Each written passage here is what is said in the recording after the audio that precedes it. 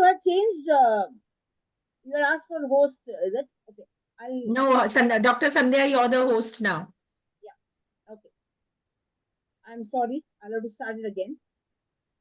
Good morning, everyone. This is Dr. Sandhya here. We have met again after a long time for this wonderful book review. Before I come to the book, let me give an insight into the people uh, that are going to be involved as reviewers today of this wonderful book. We have Mr. Parag Sure. He's a seasoned trainer and entrepreneur with over 18 years of experience. He has been working with ICAI for the past 8 years. He's passionate about startups, about student career development, and is a sports person. He enjoys playing badminton, table tennis, and cricket. His interests lie in professional training, youth progression, and entrepreneurship. Then we have CA Pallavi Agarwal, who has been a reviewer for a few books in the past. She is a highly accomplished and seasoned chartered accountant based in Lucknow. She has over 15 years of work experience, is simple, committed, and a determined person. Yes, I can personally vouch for her being a determined person. I've seen tremendous developments in Pallavi as a speaker in the past few months. She has specialized in IFRS, forensic and fraud detection, arbitration, and mediation. She holds certification as an anti money laundering specialist and is an ISA auditor and is a qualified peer reviewer.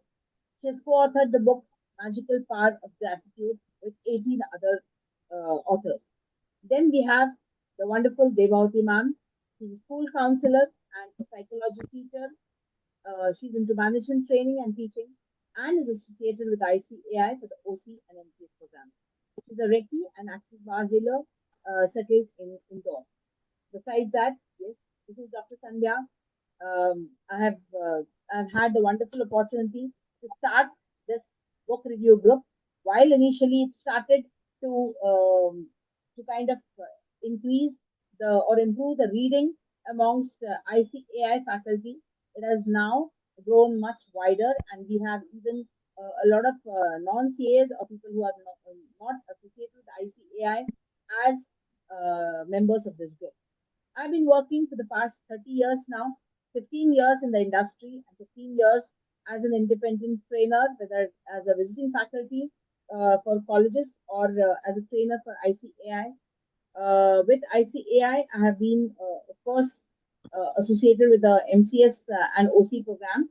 Besides that, I'm also a visa faculty for ICAI, and I definitely have had the wonderful opportunity for being a part of designing the syllabus for the CS students for psychology and philosophy. And yes, I've also contributed to the book on philosophy. So, having said that, we are today doing a book review for the book Think Like a Monk, written by Jay Shetty. Jay Shetty is definitely a social media superstar.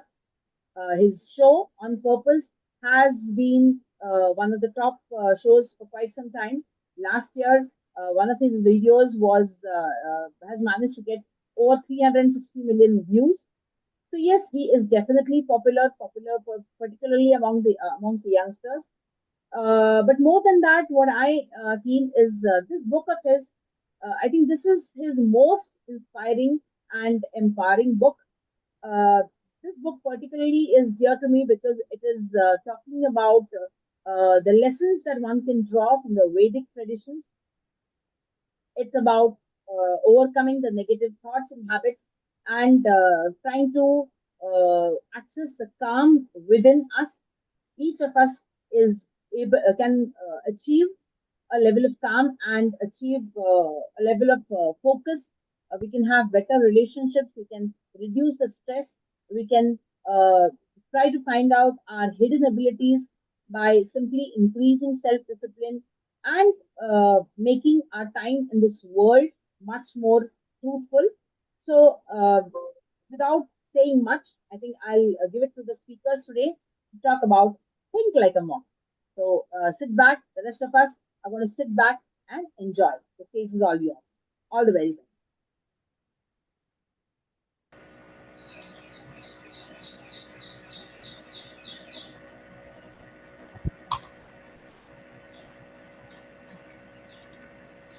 Who's sharing? Parag, right? Yes. That's right, ma'am. Just make me co-host so that I can start sharing my screen. One minute. Fine. Okay, wait. Uh, uh, yeah, share this. You can share the screen now.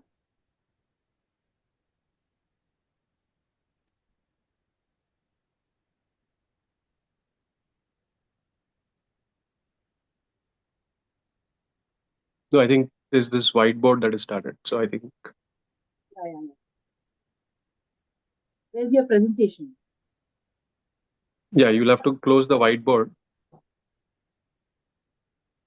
Oh, now.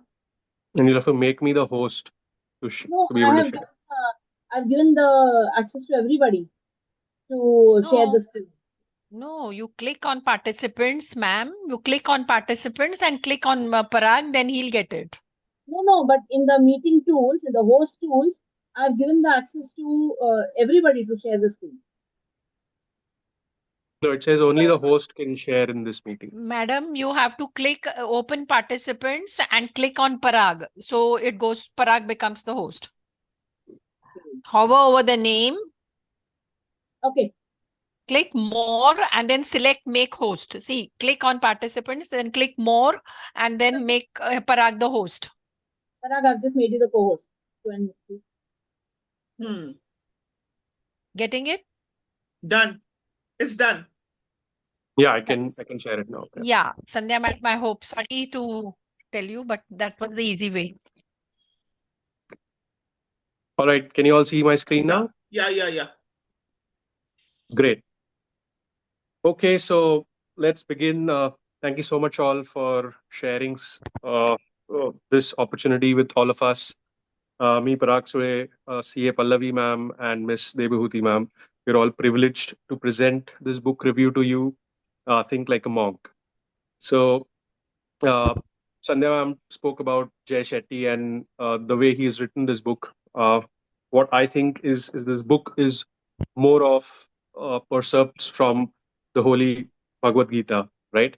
Our beloved Bhagavad Gita, and I'm not sure how many of you've read this, but uh, it's totally what I see is, you know, all the points that are there are purely taken from Bhagavad Gita. So this is something which is very favorite to me, and I love talking about it.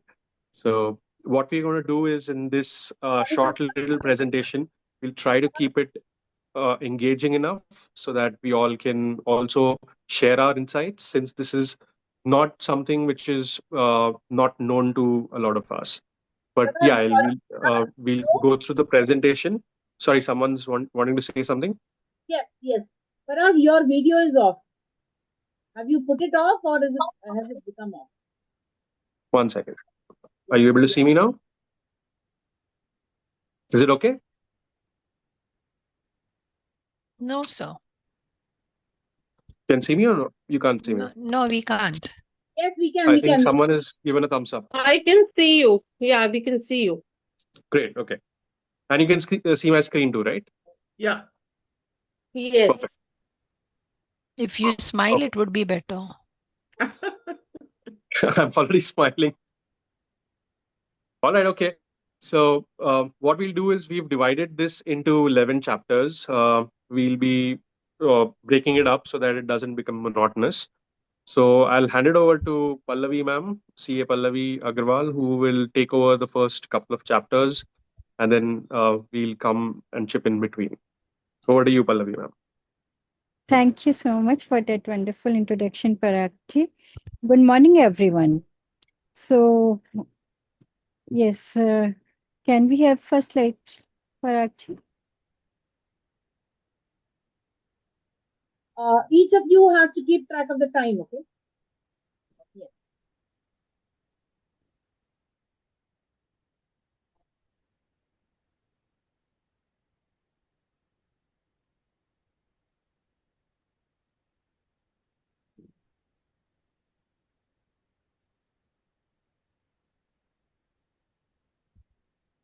Uh, Yes. Next slide, please. Yeah, good. JCT starts this chapter by sharing his own identity struggle. He was to he was on track to live what many of us would call a successful life, a degree, a good job, offer, a supportive parent, but something he didn't feel right. Each year, he had to split his time between a financial internship in London and a spiritual ashram in Mumbai. Guess which one let him inside? Jessity says, every time I left the ashram, I thought that was amazing. I had the best time of my life. He eventually decided to become a monk. But this wasn't a career switch. It was a rebellion against every expectation placed on him by society, family, and friends. And that brings us to a central image of a chapter, a mirror. Your, your, your identity is a mirror covered with dust. Only when dust is gone, you can see your true reflection, says Jay Shetty. Identity is a label we wear. Rules, roles, expectations, career title that society, family, culture assign to us. From childhood, we are conditioned by noise. Success equals money, status equal power. But Shetty argues us to shift our focus inwards, to rediscover true dharma or purpose. That that does, dear friends, is a noise of the world. The expectations, pressure, stories we have inherited from others. And this chapter is all about learning to wipe it off. True PAs begin when we stop living someone else's script. Uh, can can we have next slide, please? To find peace, we must distinguish between who we are and who we were told to be. Shetty invites us to reflect inwards, striping away labels until we rediscover our authentic self.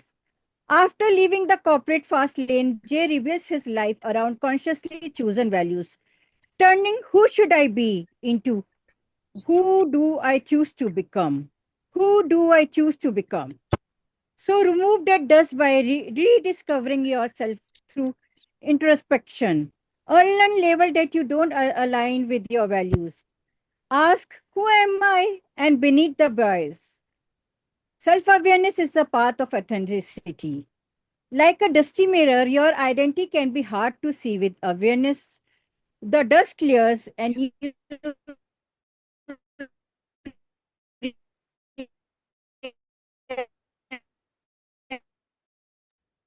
Pallavi, you're not clear.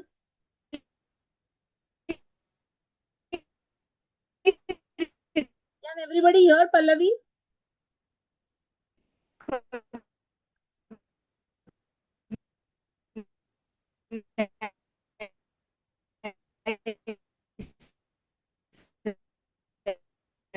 tiny action that proves it.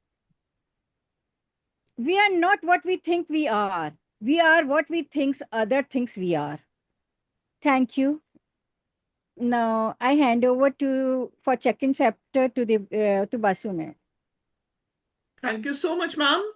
So I just want to ask you one thing. Have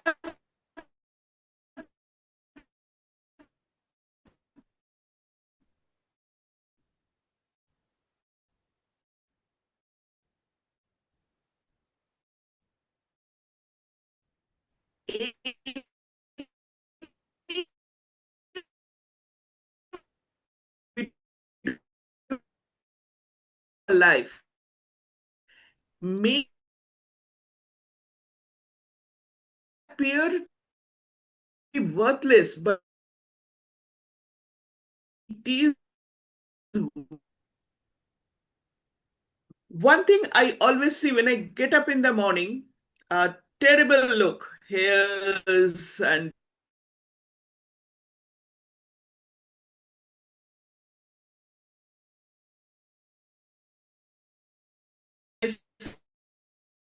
all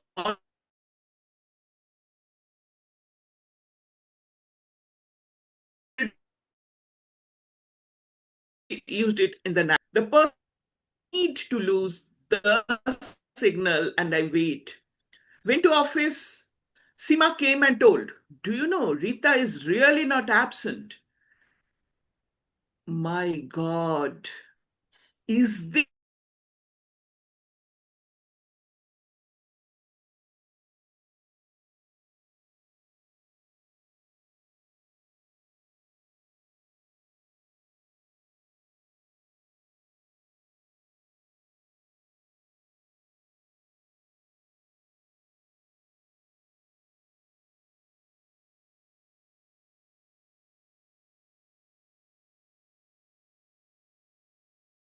with others?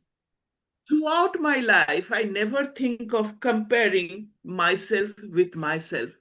Is it really possible for me to be a better me today than tomorrow, than tomorrow? No, we are always trying to be someone else. And by being someone else, we try to prove that we are a better person. So I really, really do have a person. If someone is complaining, if someone is comparing, how really we take that? Do we take that as a step for our development? Or we take that just how dare you criticize it? I don't know.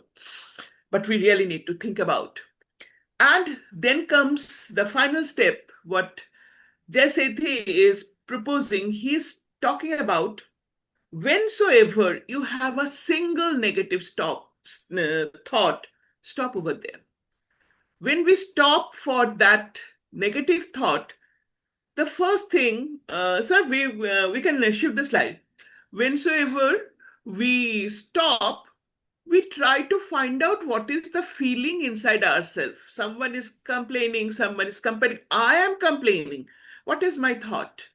And then I need to replace my now thought with a new thought. Maybe the message that person was doing was very important, more important than reaching my destination. For my classmates, my students may wait for 2 minutes. That is not going to make a big deal, but that message may be very important. Maybe my son was really hungry at the night. That's why he made a cup of coffee.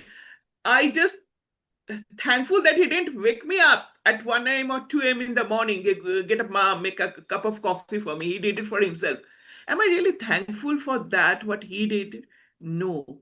So, can we shift our thoughts in a positive way and think that in that way only negative thoughts take 1 minute to destroy everything, but a positive thought really makes us really a nice person, at least not for us only, but for the whole people who are listening to me, who are all around us. I wish, sir, you need to take up. From this group.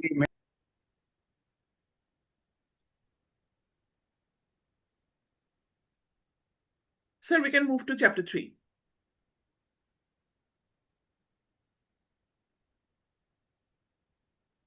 All right. So uh, let's move on to the third chapter quickly. And this is about fears. How many of us are fearful on a day in, day out basis? Right. So Jay Shetty talks about how to deal with fear in this particular chapter. Well, fear is something which is a very basic, I would say, emotion that grips every one of us at some or the other point in time. And why do we become fearful? Well, there could be different reasons. But as Gautam Buddha says, fear does not prevent death, it prevents life.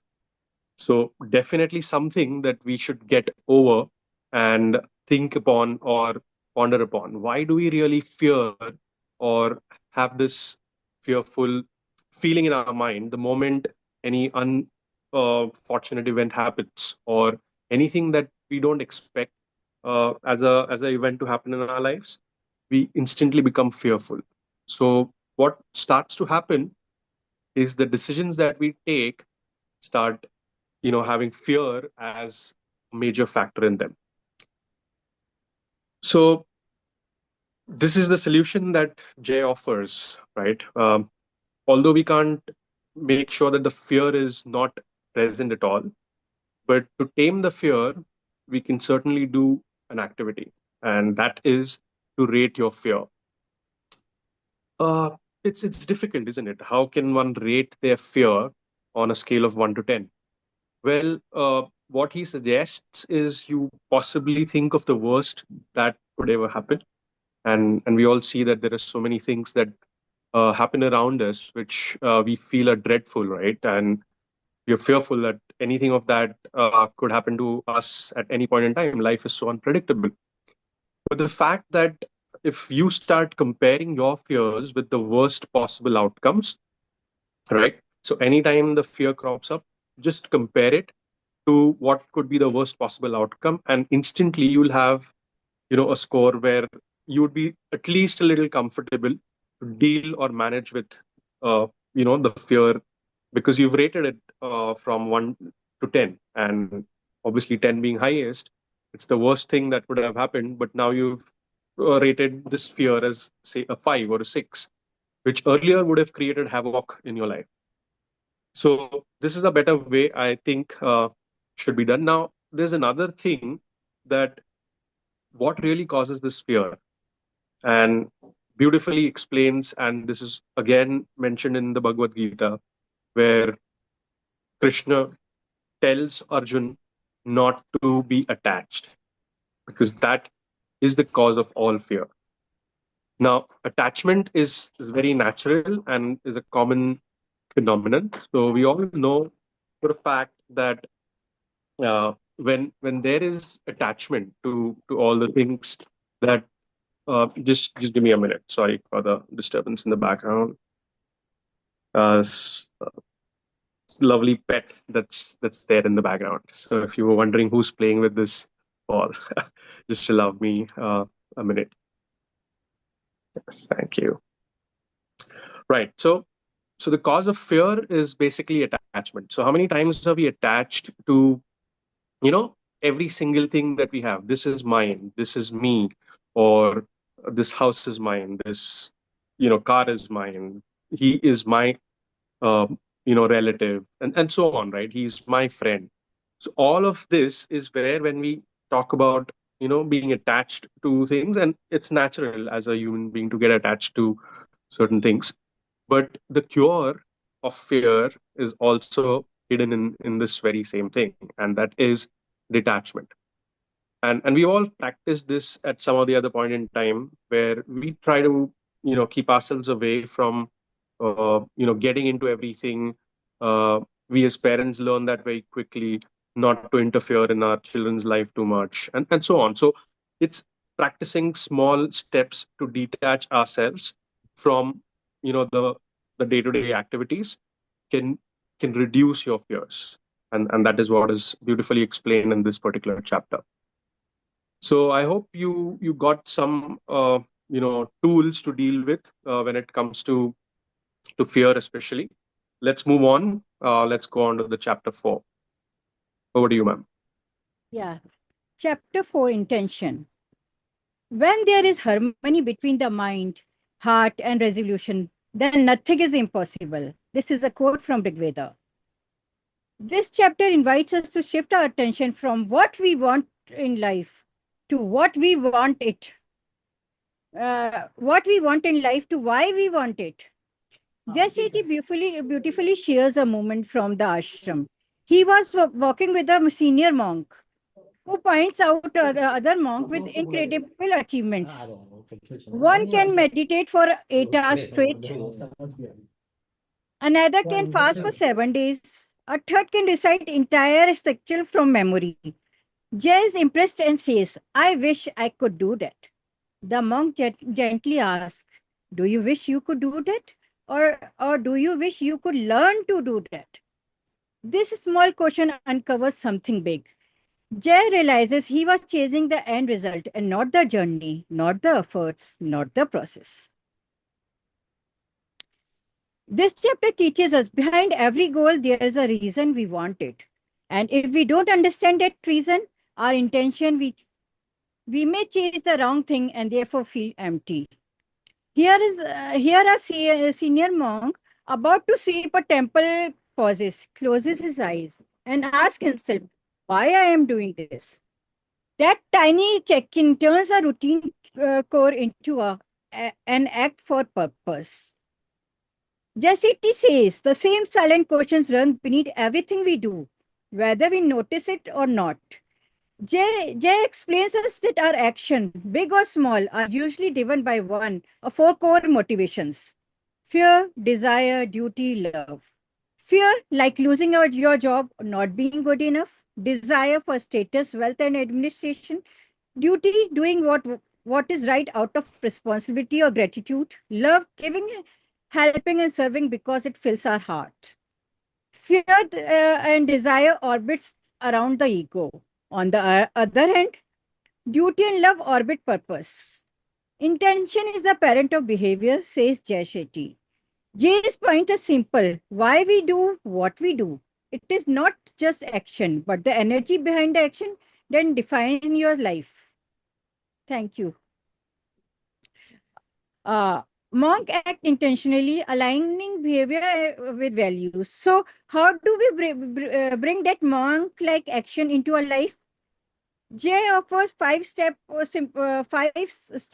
cycle that guides us: identify, reflect, set goal, act mindfully, evaluate. And before making choice, try filling this blank sentence. I am doing this because. If the blank read fear or desire, pause and see if you can upgrade it to duty or love. Action whispers, but intention shouts. When our shout is clear, even everyday tasks become part of purpose-driven life. Intention determines the energy of our actions and ultimately our peace. Your intention is the root, and just like a plant that you water every day is what we grow. So let's not just wish. Let's act with awareness, purpose, and love. Thank you. Now we move to chapter 5. So, this unit, we start with a purpose. Many of us do have a very important question, as Pallavi ma'am has already reflected. Why really we are doing this thing? Many a times we do have a question: is this really the thing that I wish to do, or I am doing it because I do not have any other option? Many of us switched our career many a times. We just went for something because people said it, this is really a right way of earning money. And this is very common in today's scenario. So the first thing that we really need to think about: am I really happy doing the thing what I'm doing? A simple question I always ask to my students, also to anyone when I'm going for counseling or something like that, for career counseling especially: what if you're sleeping and someone makes you up and asks you to do this thing? Will you be able to do this? And if you really can do at any point of time, this is your passion. After passion, there comes something that is known as expertise. If I am having a passion and I'm not having that expertise, somewhere or other, I really need to practice it. And I need to check back whether this is really useful or not. In commercial term, I just want to make it whether it is saleable or not. So whensoever I'm going to do something, first I need to check back, am I really happy doing that? Most of the time, the answer may be yes, but sometimes for choosing a financially lucrative career, the answer is most of the time no. Second question: am I expert in that? Skill can be acquired. Few of us are gifted in acquiring skill. We can learn many things. But that does not mean because I can acquire skill, I'll be going with that. Then comes the third thing: that is it really valuable for the globe? When Jay Sethi left the ashram due to his illness and started living at his home, and he was thinking, what really I do?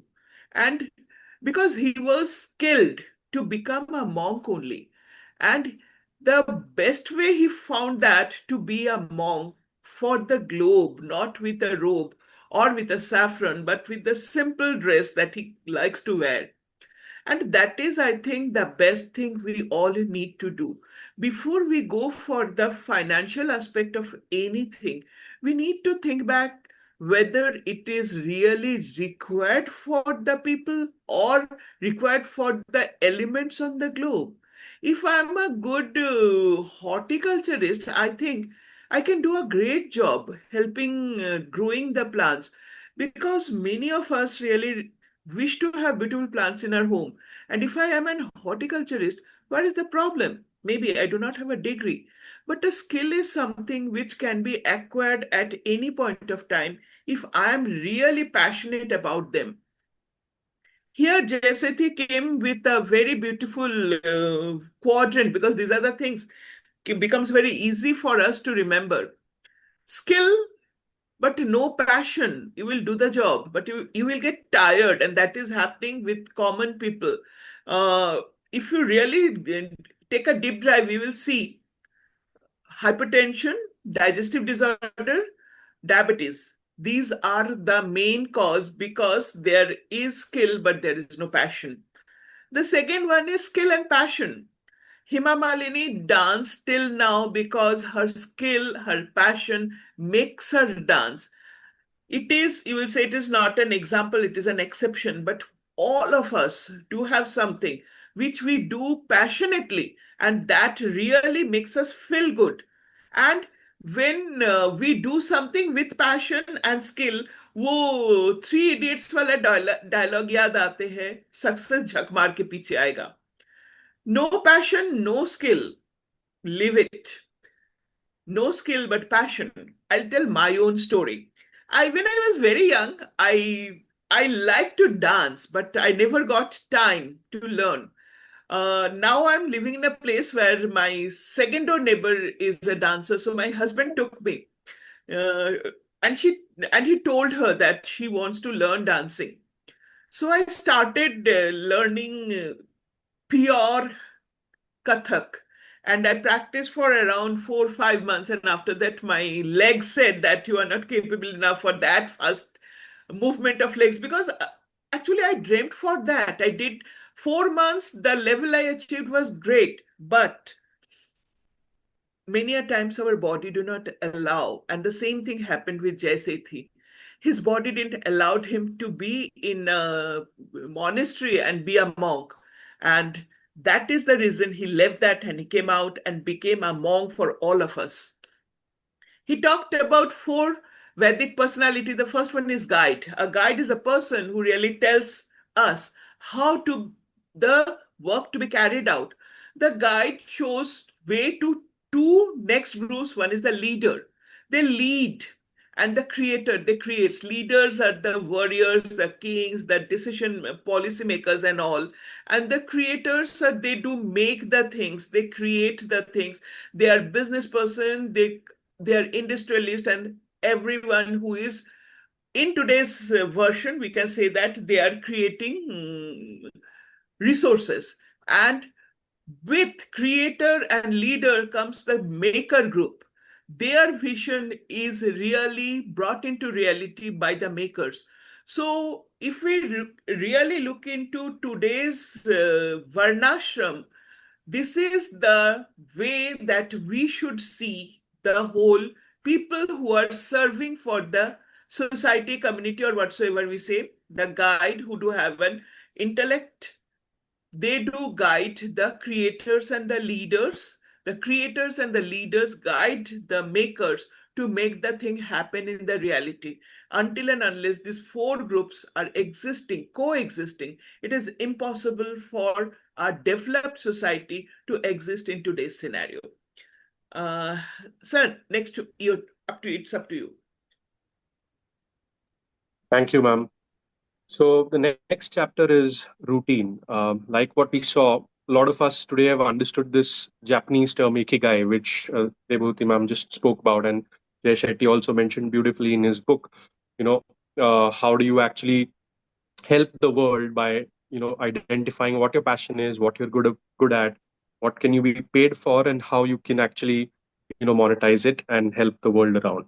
So that takes us towards the journey of maybe thinking like a monk, or just getting away from our so-called boring life and trying to think like a monk.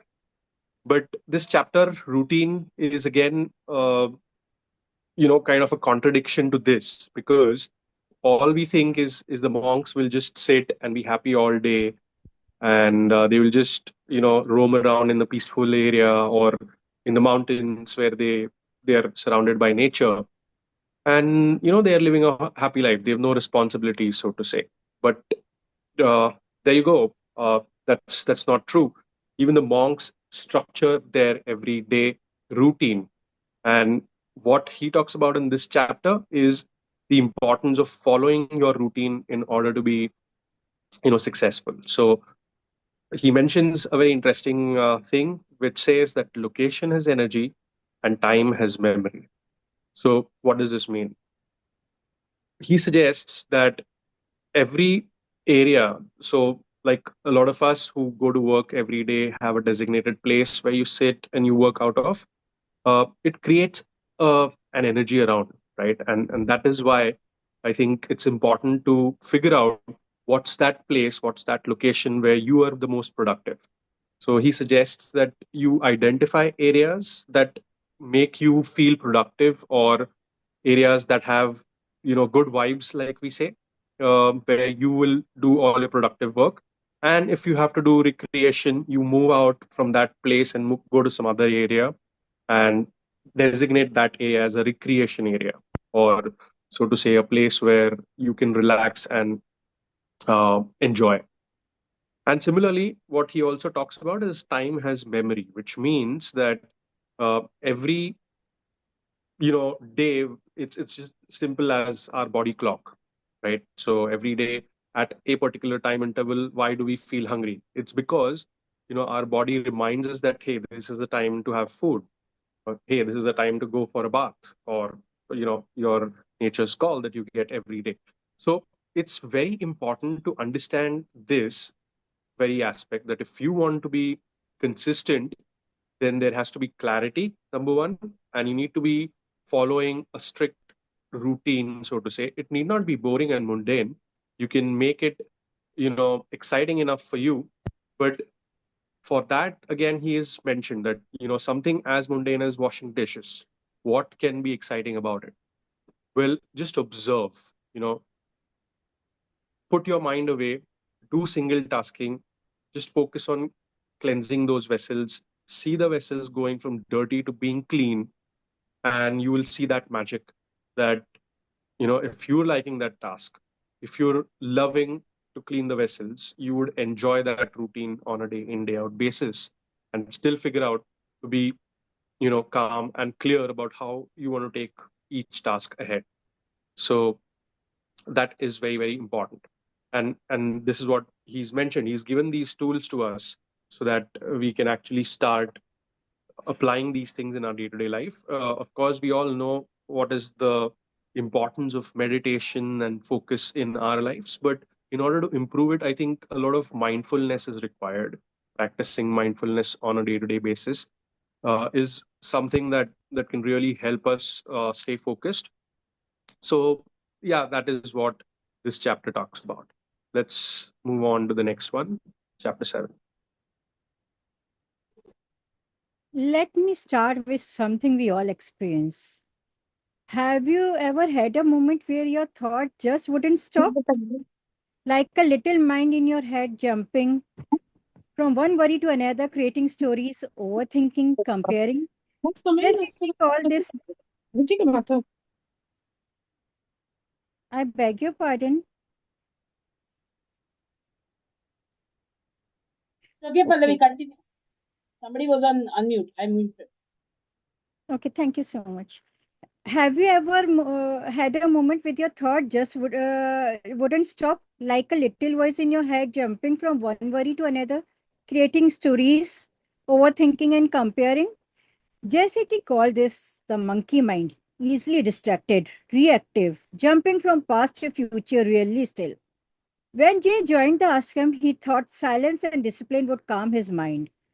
But even in the quiet, The mind was loud. One day, senior monk told him, "You may have come here to escape distraction, but your mind has followed you." That hit hard. This chapter reminds us the real challenge is not the noise outside, but it's the noise within. One is the monkey mind, scattered, anxious, and chasing something. The other is monk mind, calm, steady, focused, aware. Our journey is to strengthen the monk and gently tame the monkey. We have to flip the focus from the outer world to inner battlefield. Inside each of us, voices speak. The first is monkey mind, jumpy, worried, always swinging between yesterday regrets and tomorrow what is. The second is monk mind, steady, pleasant, quietly observing. J points three images that sticks. The dirty room. We rush to clean the messy bedroom, yet we tolerate mental clutters for years. Why? It is powerful reminder we must clean our inner world too. We must clean our inner world too. The spotlight effect. We assume everyone is judging for our every move, but most people are busy worrying about themselves. We are not under the spotlight. The third is catastrophe loop. Our mind are trained to overreact, especially to failure or rejections. Fails once, the monkey mind yells, "You will always fail." That is not true. It's a lie. When we pause, reflect, we often realize the fear is not real. It is just a loud habit we have never challenged. Next slide, please.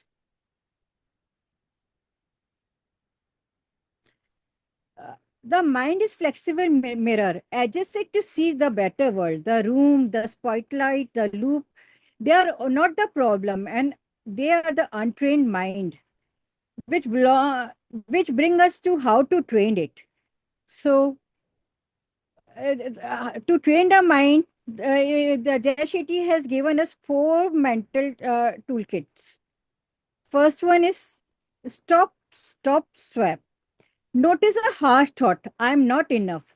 Pause, swap it for "I'm learning and improving." No fight, just a gentle redirect.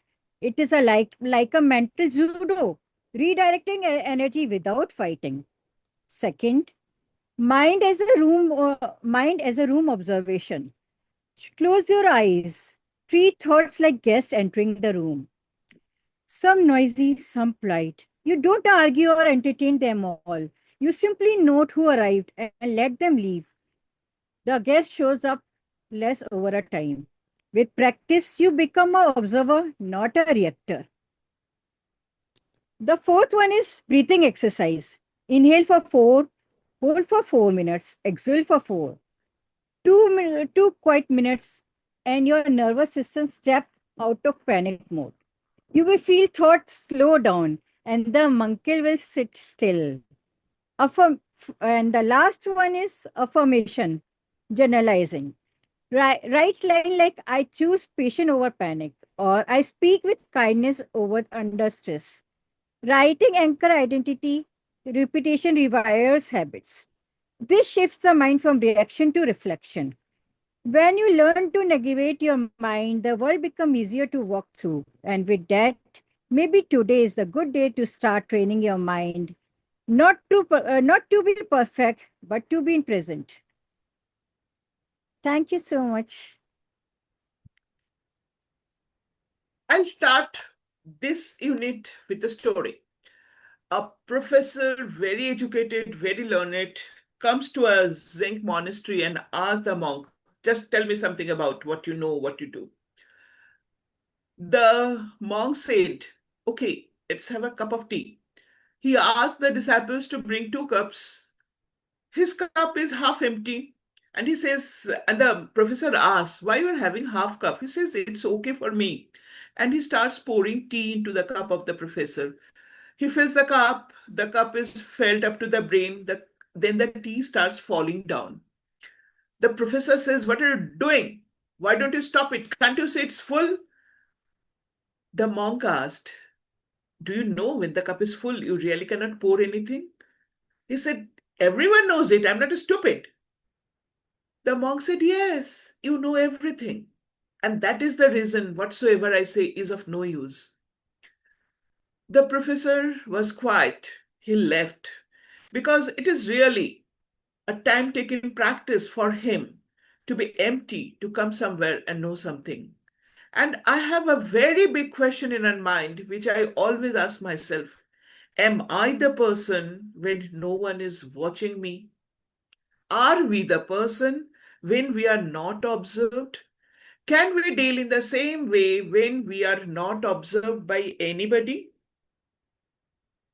I do have a very big question mark on it. We keep on pretending and pretending and pretending. There was a very small story said by Jaisethi only.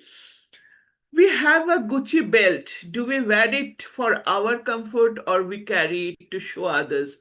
Many a times it happens when I'm wearing something on my neck and it is goes inside, someone will come and pull it down to show. I say, let it be. It's okay. Say, Are you are wearing it to show it. Why don't you show it?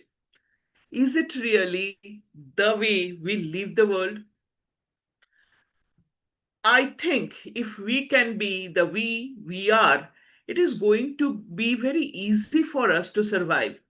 And here comes the difference between ego and self esteem, the way I decide who I am and the way I compare who I am.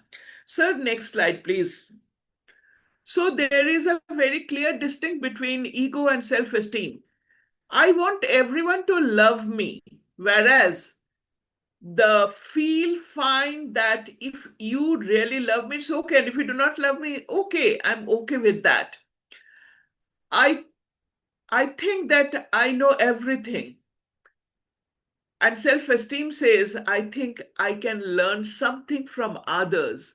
And learning from others is really a great, great job. Because when we learn from others, our learning really exponentiates. We pretend to be strong many a times. I don't care. I don't care. I can do this thing. Okay, I will do this thing. But what if I admit I really cannot do this thing? Will you please help me? And is it really easy for us to accept that I really cannot do everything by my own? I need to get help by somebody else. I keep on comparing me with others. She did this, he did that, he earned so much, he spent so much, he had such a big car, he had such a big house, such a nice thing. And how do I compare when I compare my yesterday and my today? Don't we think that that is going to really help us? Because that person, different skill, different knowledge, and how really I can have that? And if I have a passion, I've already said I can practice that. But that does not mean because he is passionate of growing plants, I have to have that passion. Now, how I can expect people respecting me when I don't know how to respect people? When I'm comparing how really I can respect them, I'm always trying to pull them down.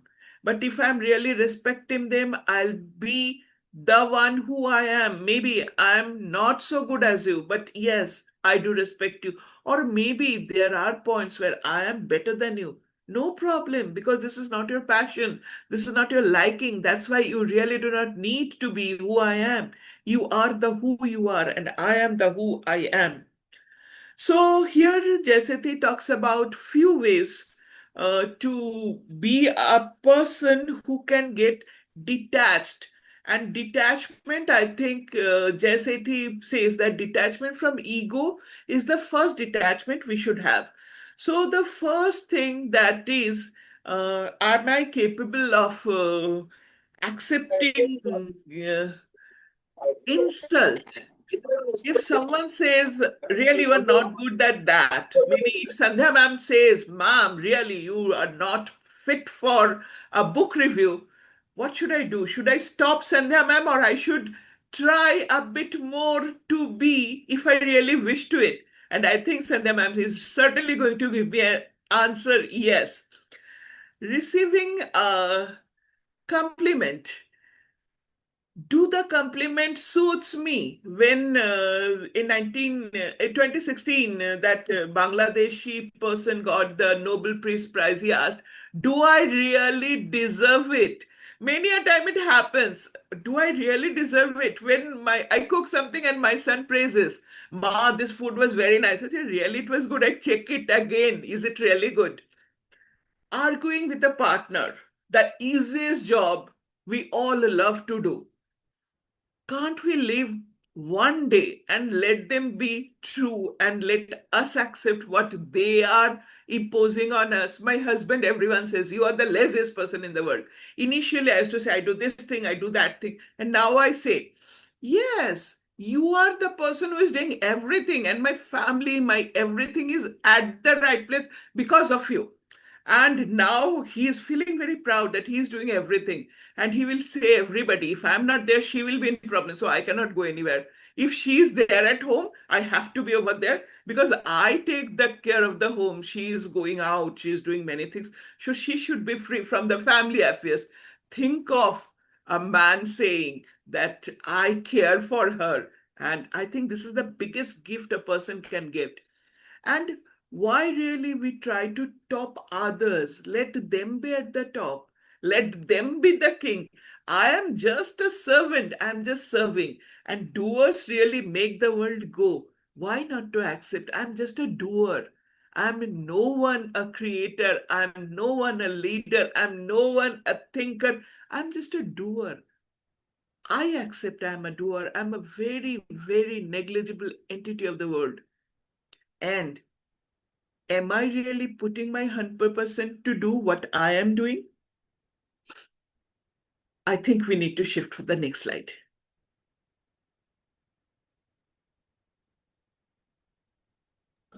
All right. Thank you so much, Debhuti ma'am. Thank you so much, Sandhya ma'am. Well, all I'm just doing is sharing my gratitude, right? This is what this chapter is all about. And it's not just a formality, which we all do a lot of times, just thank someone for the sake of it. It should be a way of living.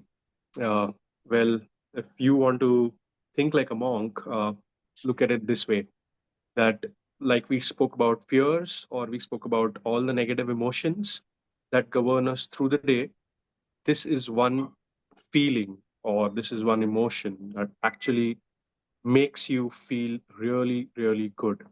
And this is suggested and backed by science, right? The moment you display gratitude, it will actually put you in a different mindset altogether. And the reason why I say that is because it's impossible to be grateful and angry at the same time. Just try doing it. I'm sure you would not be able to put both of them together at the same time. So express gratitude openly. Do not shy away from sharing the gratitude. Now, this is not just because you want to appreciate someone or just because you want to feel good, but it's a process which is going to make this world a better place. And we all need it so badly today, right? So let's express gratitude to people, even the challenges that we face. So a lot of times we crib about, oh God, why me? But we always say this, oh God, try me, right? Because if you don't have challenges in your life, you would not be where you are. And think of a scenario where you've been able to achieve something great, and that result was, obviously because of certain challenges that you faced before. And that is where to be thankful to the challenges is equally important. So I'm going to keep this short and let's move ahead. Of course, we can practice gratitude in many different ways, which is what is mentioned in the book. I would encourage you to just go ahead and read the book. But I'm sure we all know that how important gratitude is. And I just gave you the scientific reason why you should start feeling more of this emotion and start expressing gratitude towards others. Over to you, ma'am. Thank you so much, Parag, sir. I really loved it, that sentence you said, ki, why me, try me.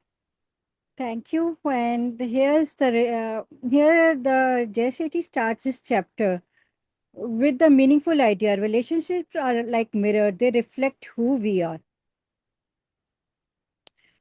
Jay says that our greatest happiness and deepest bond both comes from our connection with others.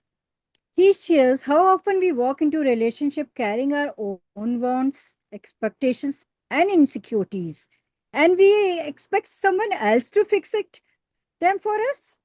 But that is how it works. But that is not how it works. He says something really honest. We try to fill a void with another person's that only self-awareness and healing can fill. The big ideas here is simple. How we show up relationship start with how we relate to ourselves. The way we speak to friend, family, even colleagues quite reveals what is happening inside us, our hopes, our fear, our unhealed scars. Relationship evolves through 6 stages, defining expectation to healing and aligning each phase requires time, intention, and honesty. He says, healthy bonds turns on 6 step wheels. First comes setting expectations, declaring what we need, declaring what we need instead of guessing. Next, we foster trust by doing what we promise. From here, we start loving exchanges, time, gift, honest conversation. Then we reflect on needs again because they change. Step 5 is painful but vital, healing past wounds. So yesterday baggage doesn't drive today's dialogue. Finally, we align energies, a shared vision, a sense of serving something bigger than just you and me. Trust evolve around. It starts as a transactional and if nurtured, become unconditional.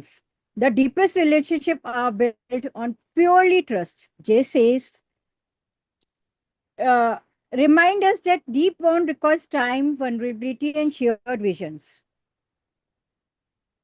Love without understanding is like fire without oxygen. It dries quickly. Trust takes years to build, seconds to break, and forever to repair. Intentional love requires patience, presence, and shared purpose. Ask not just do we like each other, but do we grow together? There are 3 types of relationship: neutral, negative, and nurturing. Neutral ones, their people are their people interact interact, but they don't there is no deep impact. Second is negative, people who pull down, criticize, or make us feel less what we are. Nurturing, those who support us, challenge us to grow, and expect us for who we are. Just draw a bright line between attachment and love. Attachment clings because it is afraid, whereas love, on the other hand, trusts enough to let each person grow, even when that growth is inconvenient for us. We offer 4 anchor habits to practice daily. First one is pause and label. When something triggers you, breathe once, name the feeling before you speak. That tiny gap turn reaction into responses. Second, tiny service rituals. One small act of help or appreciation each day. A quick message, making a coffee, proves care better than occasional grand gestures. Ears listening. Empathize, attend fully, reflect back what you heard, then summarize before offering advice. Most of us do that sequence backward. Weekly cycle checks. Review your 5 closest contact. Make sure you're investing where the energy is healthy and moving anyone who drains you out to our outer circle. True connection is a mirror of your soul. It cultivated with care, with relationship, become just not safe heaven, but space for spiritual growth. I will leave you with a challenge. Before the day ends, send one unexpected note of appreciation to someone you value. That single act can polish the mirror on both sides.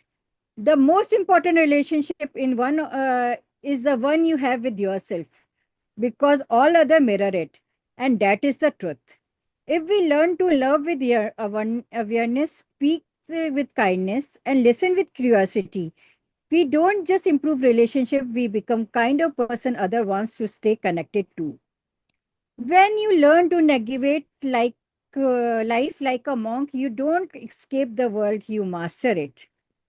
Thank you so much.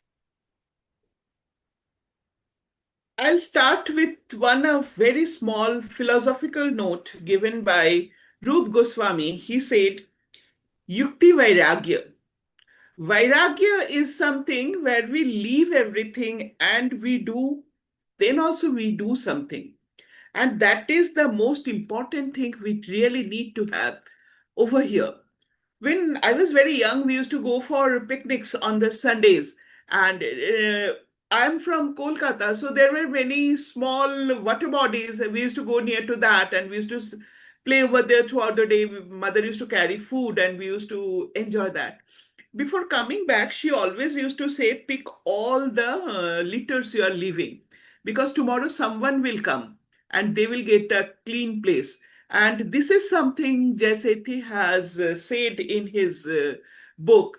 We need to leave the place clearer that we got. And many a times we really do not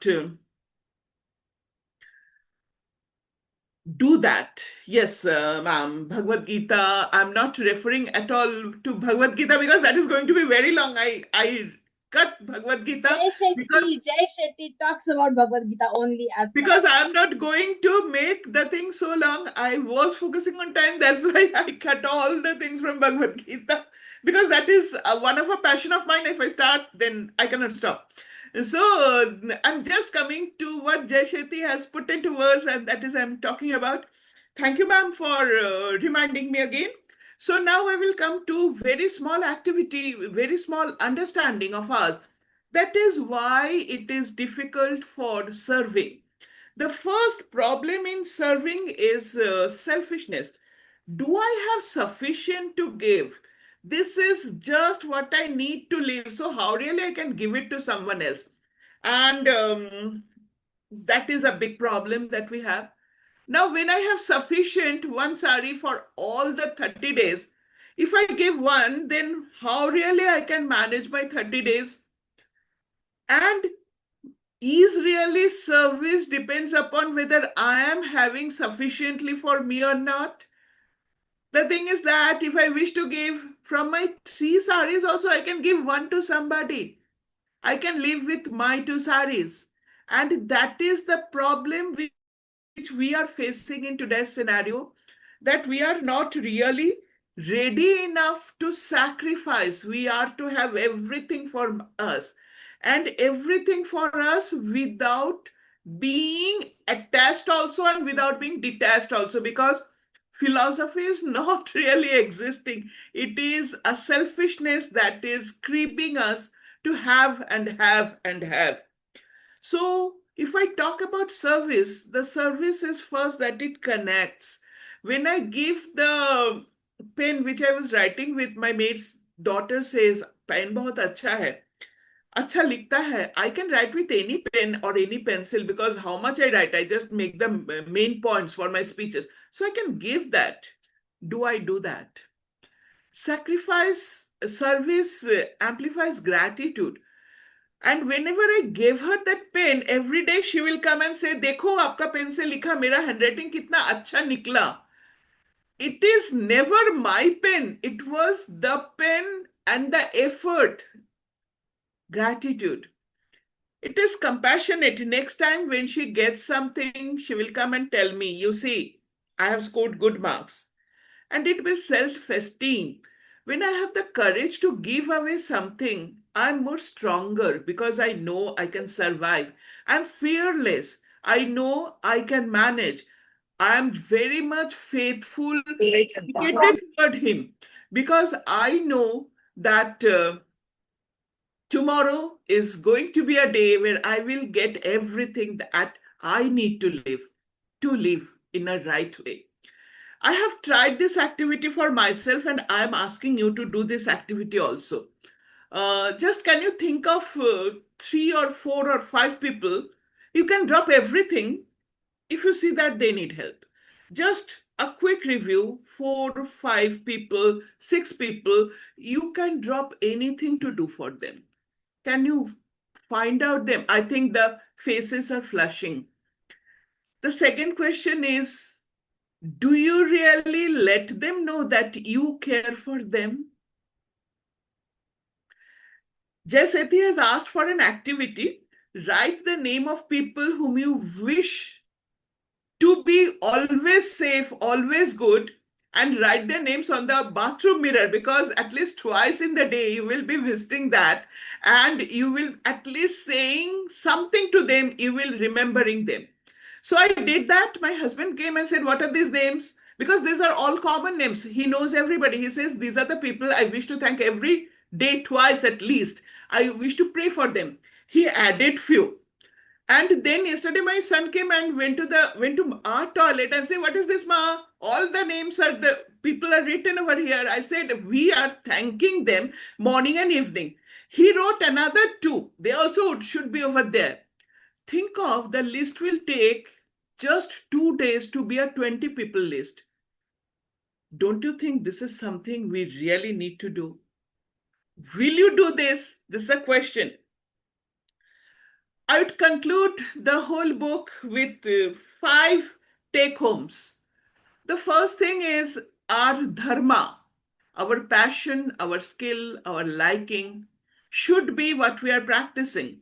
Earning money is separate, living is separate. So, Andre Agassi once said that I am really not interested to play what I'm playing. I want to play something, but I'm playing this because this is bringing money for me. Nice. Can we live with a dharma? Can we build our self-esteem? Can we respect everybody and not comparing, just appreciating myself whatsoever I'm doing it for a good reason. I'm scolding a student for a good reason. Do I explain them? I'm not scolding you. I'm just telling you this is another way of doing that. Do we really maintain all our relationship in a right way? Do we really acknowledge them? Do we really send them a thank you note for no reason? Is it a monotonous good morning, or it is a small smile that also make them smile? And are we following the morning and evening routines? Throughout the book, we have talked about many processes we can follow. Leave everything. Are you following at least one morning or evening routine which you feel which is important? And I think this is going to help us to live our life as a monk. Thank you.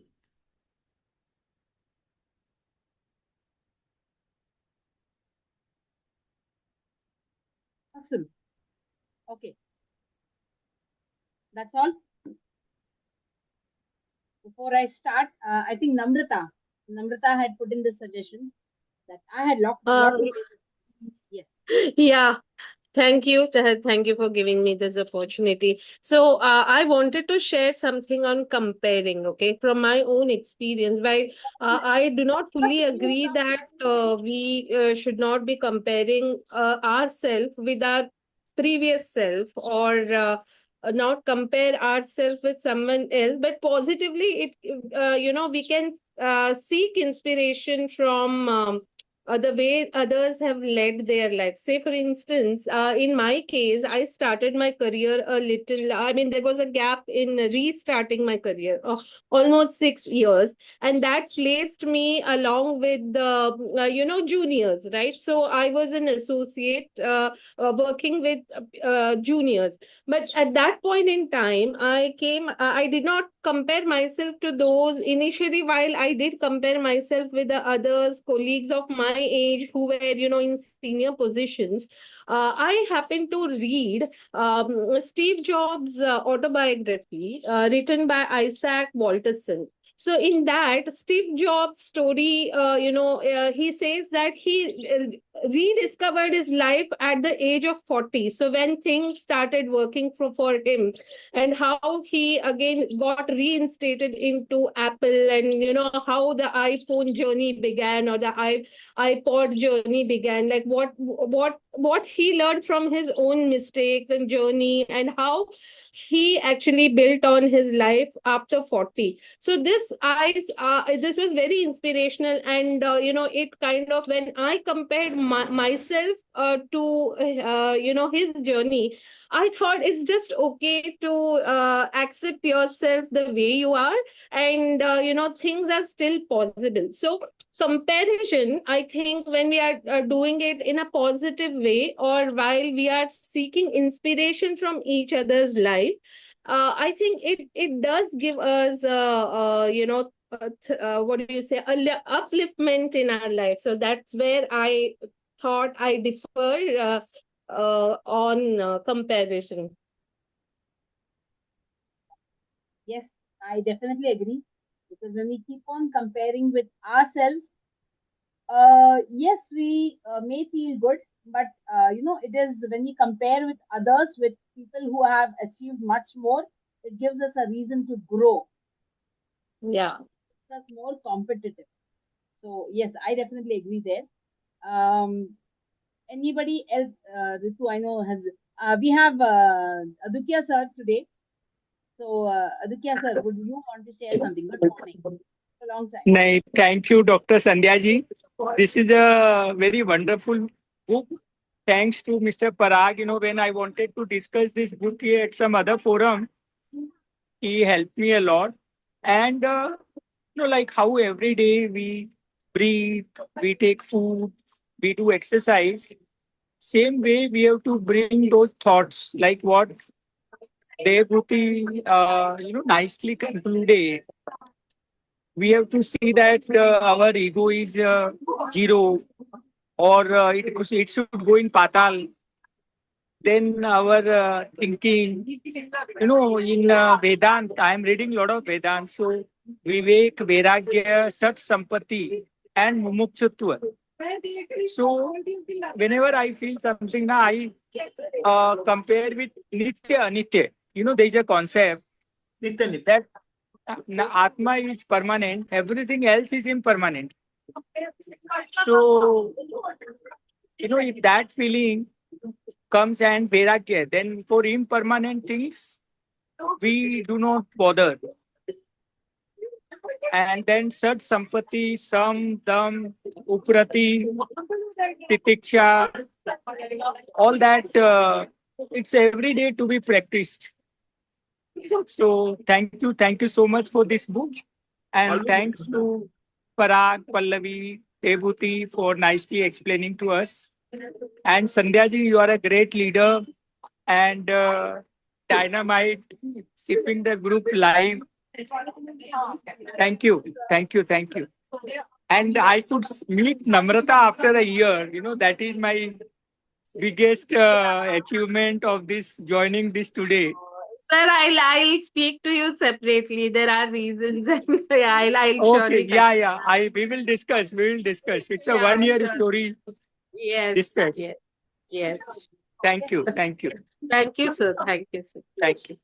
Titiksha, it's a good reminder. Titiksha is something that, and as Parag rightly said, everything that Jay Shetty has talked about here is Bhagavad Gita. In fact, Bhagavad Gita is the core of everything. I still remember when I started, because I have had the pleasure of teaching a subject, Indian ethos, where I was teaching business and management concepts through Bhagavad Gita. And I had the freedom to choose what to base the entrepreneurship or Indian ethos on. What literature should I take as a base? And then when I was doing the research, I realized that whether it is Mahatma Gandhi's teachings, whether it is Buddha's teachings, whether it is anything, it's all the base is Bhagavad Gita. But the best part is when we go to Google and we ask about the philosophers, they'll tell us Aristotle, Plato, and Socrates. Again, their teachings are nothing but Karma Yoga, Bhakti Yoga, and Gyan Yoga. So it is all Bhagavad Gita. But having said that, yes, Titiksha is something that each of us should work towards. Titiksha is nothing but being passionately detached. Titiksha is nothing about do. आपके हाथ में, it's only your efforts. So put in your best efforts and then let go of it. जो होना है होके रहेगा. So not without putting your efforts. So Jay Shetty, with of course there is a lot of controversy about Jay Shetty. So regarding the validity of his claims, but whatever he has mentioned in this book, yes, it's definitely empowering. So that is what I really loved, and yes, it was wonderfully done by Pallavi, by Parag, and by Devahoti ma'am. Wonderful. In fact, each word, I think everyone will agree, we could correlate with each word. So, and I see that we have had here Thank you, ma'am. Thank you. Pranav also. Pranav is once in a lifetime. No? He's like Eid ka chand. So he is there. So that is good. But I really loved. I really loved the book review. And Thank you. Pallavi, again I repeat, every book review I see lot of changes in Pallavi. So wonderful. Yes. Anybody else? Parag, Devauti ma'am, Ankita, Indu ma'am, Arpit I think Jain. really grateful to present this book in front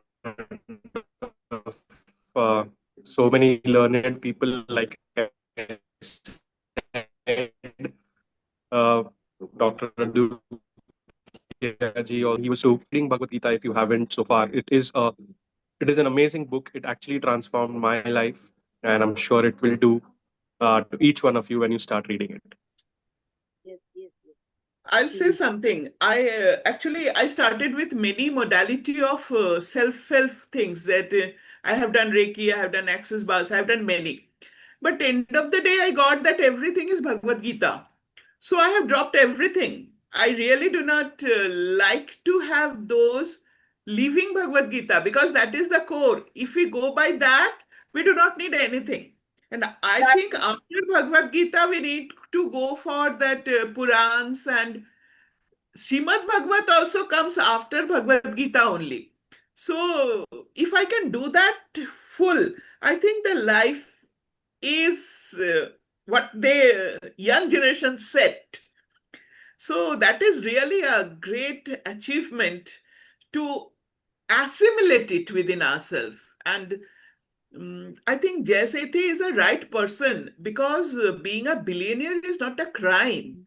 But how really you are living your life is more important. Money is made to be for distributed. You should have a Gucci belt. But is it for your comfort or showing others? That is the problem which we are having, facing in today's scenario. I like Gucci, so I'll use Gucci, no problem. So I think that is the biggest learning we all should have. In one of the slides, you all mentioned about ego and self-esteem. That slide reminded me about the incident that I'd heard of somewhere. This was regarding Swami Vivekananda's visit to America. And there, a lot of people had tried to put him down. A lot of people had tried to put our scriptures Net. down. And what they did is, all these experts from different parts of the world, Yeah, there was Bhagavad Gita, and then yeah. there were these other books, and the other books were all placed on top of Bhagavad Gita. Am I audible? Am I audible? Am I audible? Yes, Yeah. you are audible. Okay. So there was this Yes, ma'am, incident you're now. where Swami Vivekanand ji, I mean, a lot of these experts all over the world, they tried to put him down, and all the other books were piled on top of Bhagavad Gita, and they wanted to prove that Bhagavad Gita is least important.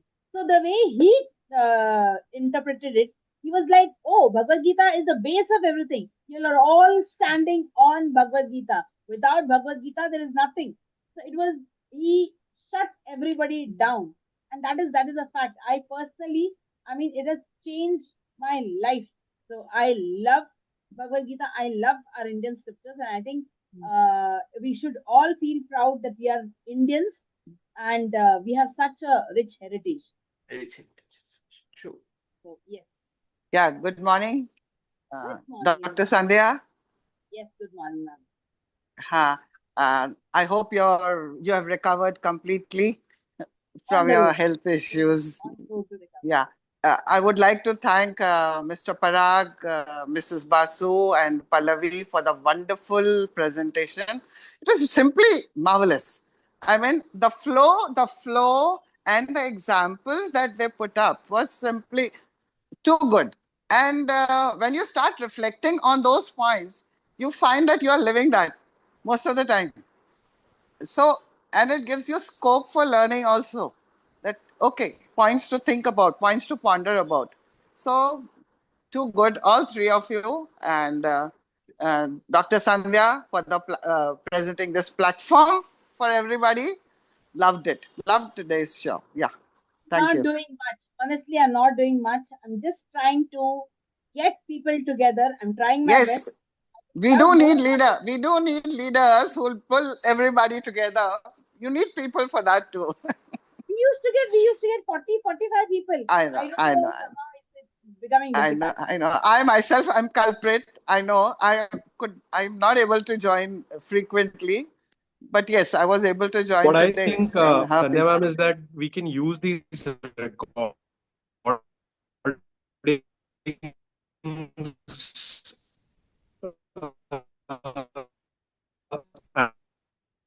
and try to promote it in I don't know. I'm having a very weak network. Parag, more can so you? that we can help you with can definitely Dr. work. Sandhya, I was standing for Bene restaurant. Yeah. So a long queue inside and outside. So Okay. I am one of them waiting in the queue. And And it's almost non-Bombaites are 10:30. welcome, welcome. Okay. Hmm. Okay. Parag, I'm sorry. You were saying something and my network was very weak. I couldn't hear you. Can you repeat, please? Yeah, what I was saying, Sandhya ma'am, is that we can possibly use these recordings, maybe short snippets of it, so that we can reach out to more audience. That is what we can discuss this offline. Uh, Dr. Adokia was sharing something insightful right now, so I was just intrigued by that. Yes. Aditya sir, you were saying about that restaurant. Which is the restaurant?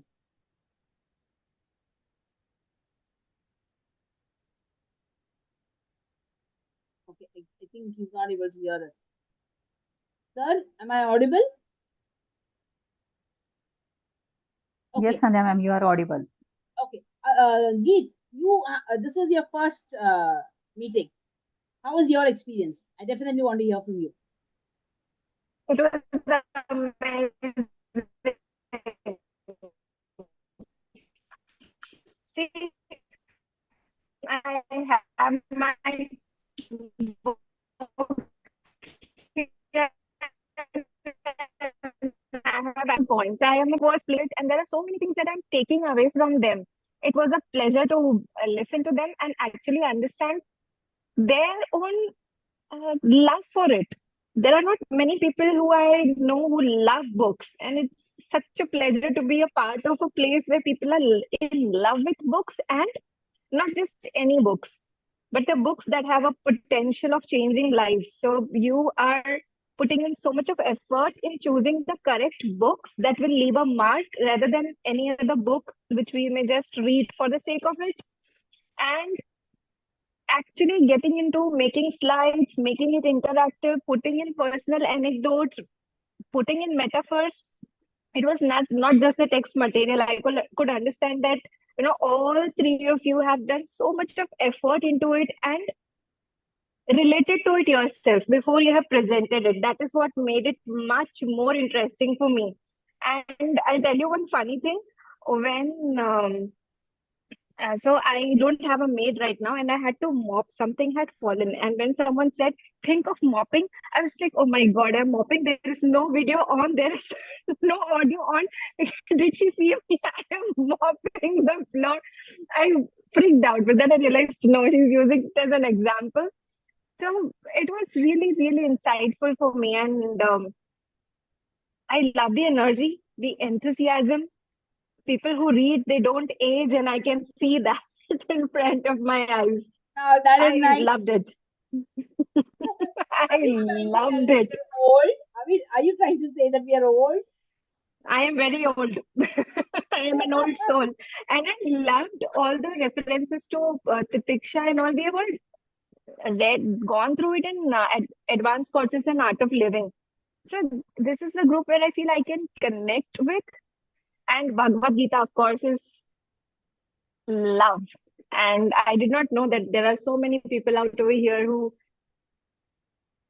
And thank you for organizing this. Thank you for adding me in this group. And thank you, Parag and Mrs. Basu and Pallavi for actually taking so much of efforts and putting it out there. And that is the service you did, right? There is no selfishness in that, even though we say that it is leading to our growth. But still, taking that mantle, taking that time out on a Sunday for somebody else who's not read the book, that's incredible. I That's thoroughly the power enjoyed of this group. myself. Thank you so much. I loved it. So much. Yes. Very good slides. I really loved the colors, the content. Yes, the words could have been a little less, but I think the way you all presented was wow, wow, really wow. Thank you So The so effort, the much. effort, despite everybody being so busy, I think that's commendable. yeah, if you all can Thank you for share, having me. It was fun. if you all can share your PPT or the slides in the group, if you all can do that, will be great. I'll leave it to you all. Choice is yours. But something that really will be helpful. Okay. Yes, ma'am. We will definitely share it with you all. Yeah. Thank you, Ritu and Shekhar, for joining. Yes, you joined in late, but thank you for joining. So I guess if we do not have anything to share, or if no further queries, we have already shot the time. I know Monica is not there, but thank you, Monica and Ravi sir, because of which we are able to come on this Zoom call.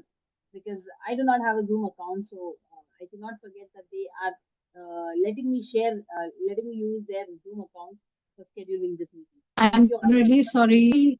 I've heard it was wonderful. It is a thing to understand that how much do we think of the people for whom we can drop everything and make ourselves available to them. Thank That's you, Ritu, wonderful. for It saying was that you will do that for me. Thank you. I really loved it. Pranav, yeah. The moment I saw your call, uh, suddenly it struck me that oh, we have a review today. So I dropped everything and here I am. Pranav आप कभी कभी आते हो 2 शब्द आपको बोलना है please बोल दो the guy in Those red shouts. So I can say two words, that is thank you. No, anyways, it was amazing. I'm repenting that I joined it late. So वो FOMO आ गया है मेरे को अभी. But I'll definitely look forward that I'll get that snippets which Paraksa was telling. And definitely the entire video also, I believe you are going to upload it, right? been lagging behind in that, but this time I'm going to do it. Because what happens is before posting it, I have to edit out all the pauses. It takes time, you know. I use the कौन सा tool shortcut. So उसमें it takes time. This long video. So then I tend to become lazy sometimes, and then वो एक बार रह जाता है. So I'm going to do that. And Parag, I've been thinking of this snippet. It's not just And now. I've been thinking of putting these snippets since long time. I've just not got to it because there are so many of these videos. I feel if I put the snippets, it will really help. So I'm going to do Sandhya, that. one more thing. When are we completing 1 year? Are we done with 1 year completion of We this are group? done. We are done. We are done. So we must have a celebration. But We must connect offline as well once, right? So maybe at Mumbai or Mahabaleshwar, somewhere we could have one celebration, and yeah, one day definitely we can take out in person, I believe. People, I mean, chalo, chalo, group में. Let's see. It should not just be Mumbai people. It should be everybody who should come. Suggestion डालो. Yeah, even Kolkata, we want Rasgulla as well. So yeah, Debhuti ma'am will definitely get Rasgullas for Not from us. Kolkata. I am He's from not in Kolkata. I'm from Indore. I thought you were from Kolkata. You said you're from Kolkata, right? I'm Okay, from your Kolkata, but settled childhood. at Indore. Okay. ठीक है तो Pranav, Indore में just भी we because have lot of Sarafa That's Bazaar is nearby. there. हाँ so That Indore के गजक भी चल come जाएंगे, back, no come worries to ma'am. Indore then. Ah. Ami tumoke bolo bosho. Thank you so much. Yeah. Chalo. Thank you so much. It's a Sunday. I guess I need to get back to shouting at my son. It's his exam, so he's already sitting on my nerves now. So now I'm going to put the other hat, and now it will be the different Sandhya. Hello. All the very best. Bye bye. Bye bye. Bye. Bye, everyone. Bye. Bye. Thank you. Thank you. Thank Thank Thank you. you. Thank you.